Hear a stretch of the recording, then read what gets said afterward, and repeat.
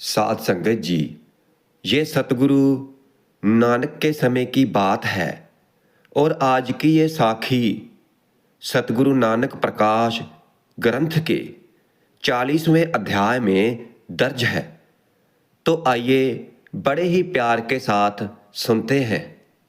सतगुरु महाराज फरमाते हैं कि हम सभी को आलस्य को त्याग कर करतार के नाम का, उस परमात्मा के नाम का सिमरन करना चाहिए जो कि इस लोक में भी और उस लोक में भी हमारे साथ सहाई होता है और दोनों लोकों में हमारे कार्य संवारता है।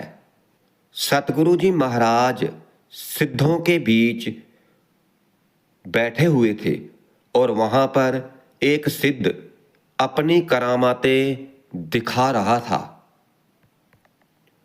वह क्या करता था कि मरे हुए जानवरों को जिंदा कर रहा था और सभी लोग उसकी ये करामातें देख रहे थे और देखकर हैरान हो रहे थे। और सतगुरु महाराज भी उस समय वहां पर मौजूद थे। तो जब सतगुरु ने उसकी इस करामात को देखा तो सतगुरु ने सिद्धों से पूछा कि ये कौन है जो ये सब करामातें दिखा रहा है, जो कि सरोवर के ऊपर कपड़ा बिछाकर बैठा हुआ है और उसको पानी छू तक नहीं रहा है। तो वह सतगुरु से बताने लगे कि ये आपका ही शिष्य है, आप करामातों के स्वामी हो। तो सतगुरु ने भाई मर्दाना को कहकर उसे अपने पास बुलाया और जब जैसे ही सतगुरु ने अपनी दृष्टि उस पर डाली तो उसकी सारी की सारी शक्ति को खींच लिया और वह खाली का खाली रह गया। उसका मन दीन हो गया और वह बहुत पछताने लगा। उसे बहुत पछतावा हुआ कि ये मेरे साथ क्या हो गया है। और फिर वहां पर बैठे सभी सिद्ध लोग ये सब देख रहे थे। तो इतनी ही देर में एक तरखान सतगुरु जी के पास आया और उसके साथ उसका एक 12 साल का पुत्र भी था। तो उसने सतगुरु के चरणों पर माथा टेका और सतगुरु महाराज से विनती की कि हे सच्चे पातशाह, मेरा ये पुत्र भी आपका ही दिया हुआ है, आपकी कृपा से ही ये बचा हुआ है। और फिर सतगुरु महाराज ने उसकी ये बात सुनकर उससे कहा कि मेरे कारण कैसे बचा हुआ है। तो फिर वो तरखान सतगुरु को बताता है कि हे सच्चे पातशाह, मेरे घर में जब भी पुत्र पैदा होता था तो वह मर जाता था। तो मैंने बहुत अरदास विनती की थी और बहुत सिद्ध पीर मनाए थे, लेकिन मेरे घर जब भी पुत्र पैदा होता था तो उसकी मृत्यु हो जाती थी। लेकिन जब ये पैदा हुआ तो मैंने अपने हृदय में आपका नाम लिया था, क्योंकि मैंने आपकी कीर्ति बहुत सुन रखी थी। तो मैंने हृदय में आपका नाम लेकर इसको आपके चरणों में अर्पित कर दिया था कि अगर ये जिंदा रहा तो इसको मैं आपके चरणों में अर्पित कर दूंगा। तो ये बालक आपकी कृपा से ही बचा हुआ है और अब ये आपका है, इसका अंतकाल भी आपके ही साथ है। और फिर उसके ये वचन सुनकर सतगुरु नानक ने उस बालक को कहा कि जाओ, जाकर लकड़ियां इकट्ठा करो। और जब उसने लकड़ियां इकट्ठी करनी शुरू कर दी और लकड़ों का एक ढेर लगा दिया, तो ये दृश्य वहां पर मौजूद सभी लोग देख रहे थे।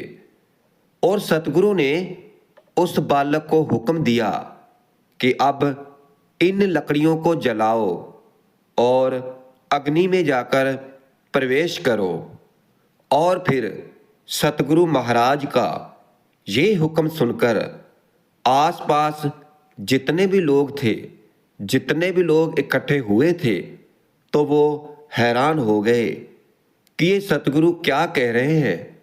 लेकिन कोई भी सतगुरु जी की महिमा को नहीं जान पाया।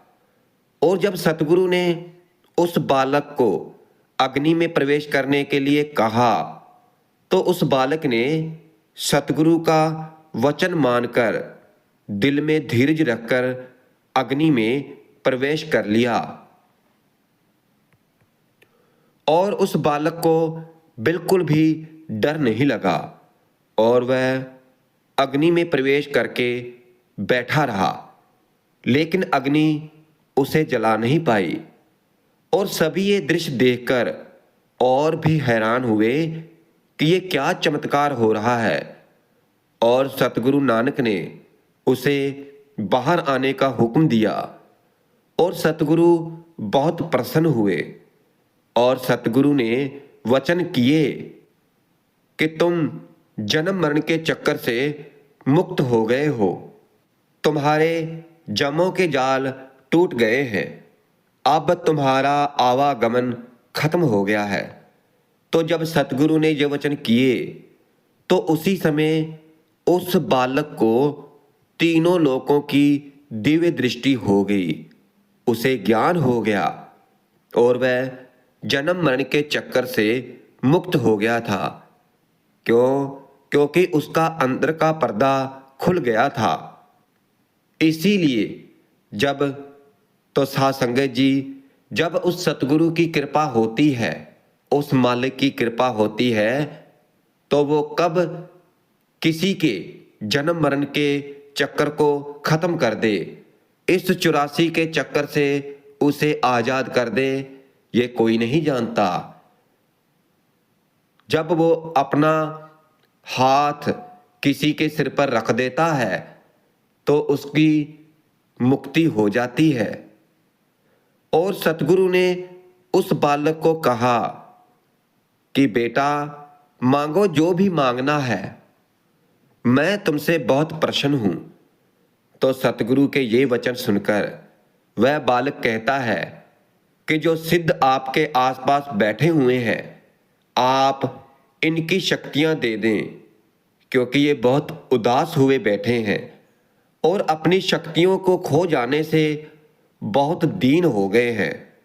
और फिर उस बालक की ये बात सुनकर सतगुरु नानक ने कहा कि अभी इनको इनकी शक्तियां देने का उचित समय नहीं आया है, लेकिन मैंने तुमसे मांगने के लिए बोला था, अब मैं तुम्हारी इस बात से मना भी नहीं कर सकता। तो उस परमात्मा से कहकर इनकी शक्तियां इन्हें वापस दिलवा देते हैं और ये पहले जैसे हो जाएंगे। तो जैसे ही सतगुरु ने ये वचन कहे, तो उसी समय सभी सिद्धों की सभी शक्तियां वापस आ गई और वह बहुत प्रसन्न हुए और कहने लगे कि ये बालक बहुत परोपकारी है, इसकी इतनी छोटी उम्र है, लेकिन इसकी महिमा बहुत बड़ी है। जिसने इतना बड़ा कार्य किया है। उन सभी सिद्धों ने सतगुरु नानक को प्रणाम किया और कहने लगे कि धन्य है आप, धन्य है, और धन्य है आपके सिख जो परोपकार कर करके लोगों के दुख दूर करते हैं। तो ऐसे सभी सिद्धों का अहंकार टूट गया और उनके अंदर से अहंकार का नाश हो गया और सतगुरु नानक ने उन सभी का जीवन ही बदल दिया। और फिर वो सतगुरु नानक से कहने लगे कि आपके जैसा कोई महात्मा हमने पहले कभी नहीं देखा, आप सबसे अलग हो, कृपा करके हमें बताएं कि आप में कितनी शक्ति है। और फिर ये सुनकर सतगुरु नानक ने कहा कि सत्य नाम की बड़ाई है, एक ओंकार प्रभु कृपा निधान है।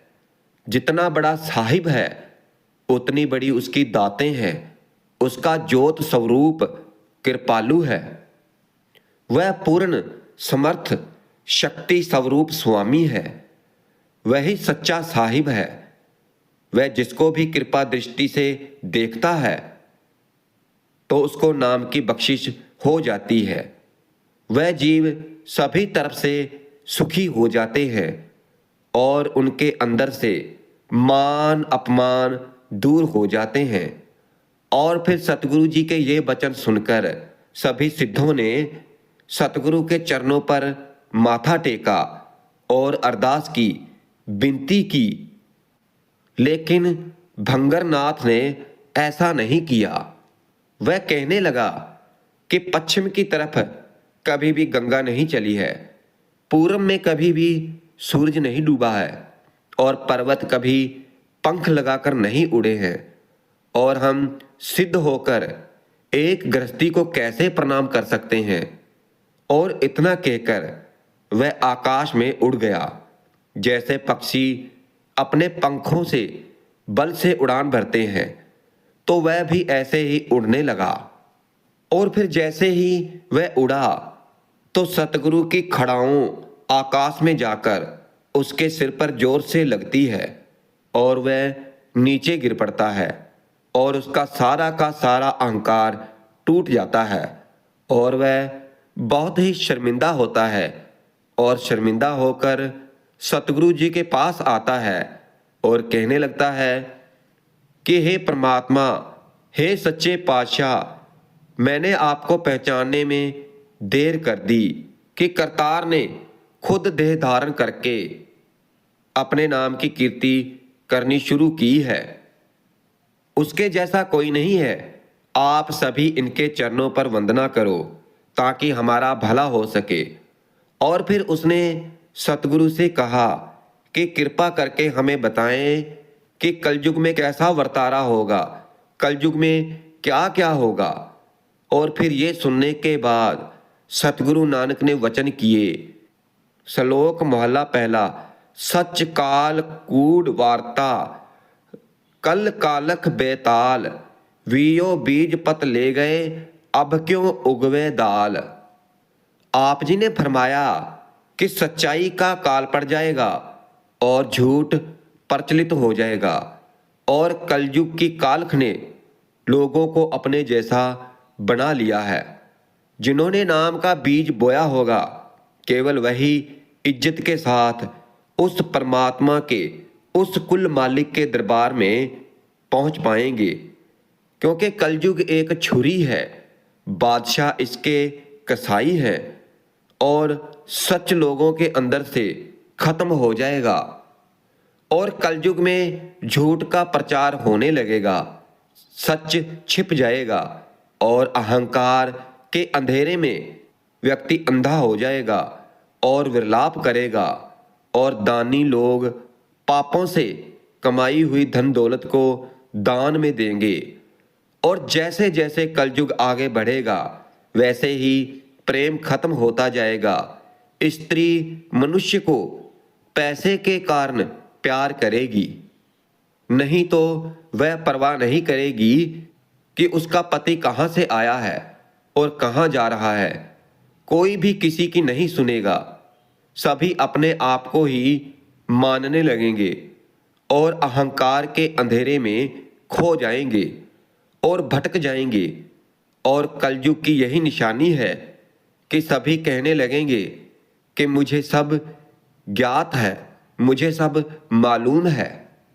और फिर सतगुरु नानक के ये वचन सुनकर वहां पर जितने भी सिद्ध बैठे हुए थे तो उन्होंने सतगुरु की वंदना की, सतगुरु जी को प्रणाम किया, उनकी उस्तुति की और सभी सतगुरु जी को प्रणाम करके वहां से चले गए। और सतगुरु ने वहां पर मौजूद उस बालक के सर पर हाथ रखा और उसे सतनाम का जाप करने के लिए कहा, गृहस्थ जीवन में परमात्मा की भक्ति करने के लिए कहा और उसे अपने माता पिता की सेवा करने के लिए कहा।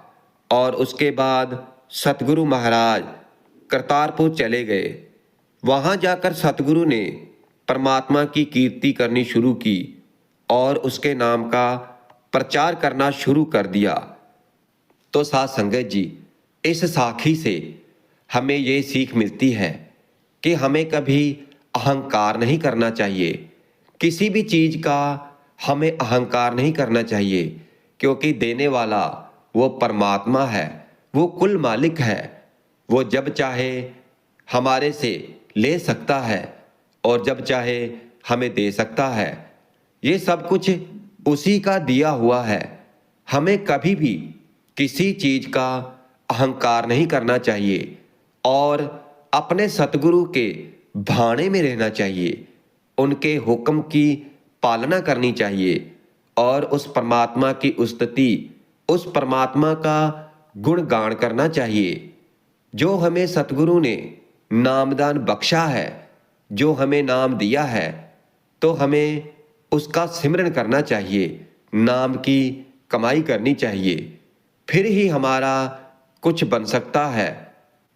और जो उस परमात्मा की भक्ति करते हैं, सतगुरु के हुक्म में रहते हैं, तो सतगुरु हमेशा उनके सहाय रहते हैं। सतगुरु की दया मेहर का हाथ हमेशा उनके सर पर बना रहता है।